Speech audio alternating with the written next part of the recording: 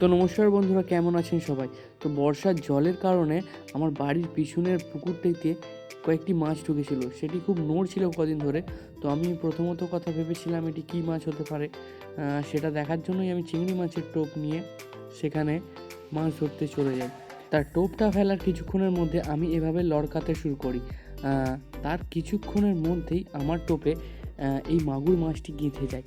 প্রথমত কথা আমি বুঝতে পারছিলাম না এটা কী মাছ। তারপরে আস্তে আস্তে যখন কাছে আনি তখন দেখতে পাই এটি মাগুর মাছ। তা আমি আমার এই হাত ছিপটাকে, টেলিস্কোপিং হাত ছিপটাকে হুইলে কনভার্ট করেছি।